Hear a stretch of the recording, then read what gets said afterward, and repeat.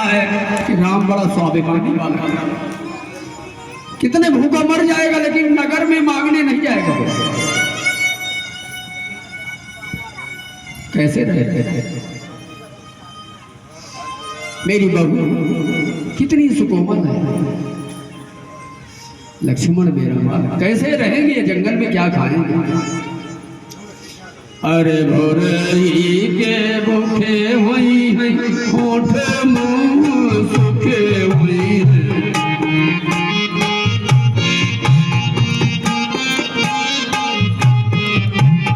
लाल मेरो जाने कौन वृक्ष नीचे बैठे हुई हैं।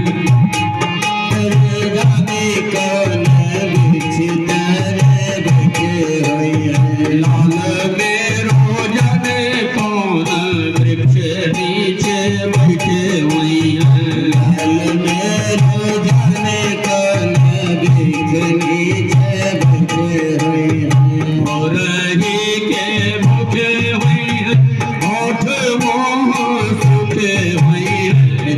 रही के भूखे हुई हैं, होठ मोह सूखे हुई हैं। लाल मेरो जाने कौन वृक्ष नीचे बैठे हुई हैं। लाल मेरो जाने कौन वृक्ष नीचे बैठे हुई हैं। सभी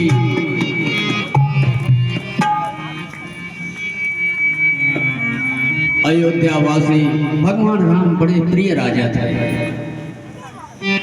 महाराज वन में जाते हैं जहां राक्षसों का साम्राज्य होता है, इस पृथ्वी की व्यवस्था सही करके 14 वर्ष के पश्चात भगवान राम वापस आते हैं और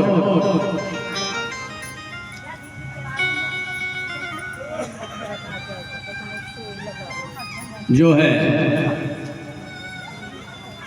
इस पृथ्वी की पालन पोषण भगवान राम भली भांति हजारों वर्षों तक करते हैं और उसके बाद एक दिन अपने परम धाम को जाते हैं। क्या ठीक है, भिजवा देंगे। सुखदेव जी महाराज कहते हैं कि हे राजन, इसी अस्कंद में चंद्रवंश का भी वर्णन है। चंद्रवंश में भी बड़े बड़े प्रतापी राजा हुए। तो अभी महाराज ययाति के वंश परंपरा में भगवान वासुदेव कृष्ण जो 16 कला से संपूर्ण पूर्ण ब्रह्म के रूप में आए हैं। भगवान राम 12 कला से थे, लेकिन भगवान कृष्ण वासुदेव जो हैं ये 16 कला से संपूर्ण है, पूर्ण ब्रह्म है। एक समय की बात है, मथुरा के राजा उग्रसेन थे, रानी गर्भवती थी। एक दिन यमुना स्नान करने गई तो एक राक्षस की छाया पड़ गई, जिससे इनके पेट में पलने वाला जो शिशु था वो राक्षस हो गया। माताएं जब गर्भस्थ होती हैं तो इन्हें इन सब बातों का बहुत ध्यान रखना चाहिए। इधर उधर की छाया, इधर उधर की प्रेत आत्मा या जो भी है वो सब बच्चे पर असर डालता है।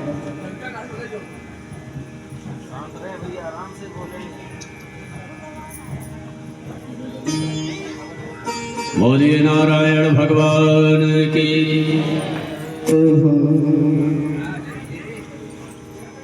तो रानी के उदर में पलने वाला ये जो बालक है जीव राक्षस हो गया।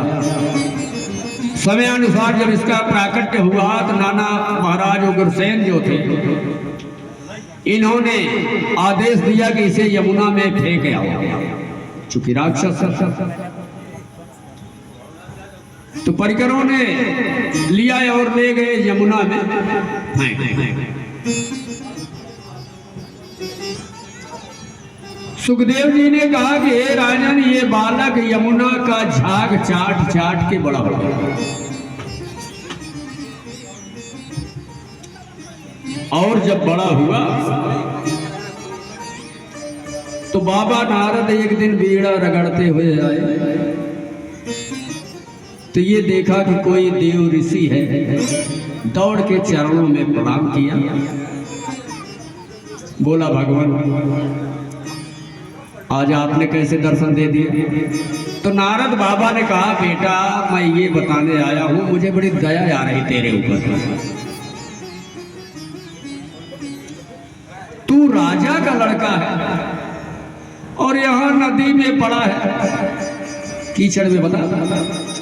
कहने लगा गुरुदेव ये आप क्या कह रहे हैं, मैं तो अनाथ हूँ, मेरा कोई माता पिता नहीं। अरे बोले नहीं बेटा, तेरे माता भी है, तेरे पिता भी है, तू राजा का पुत्र है, मथुरा नरेश उग्रसेन का पुत्र है।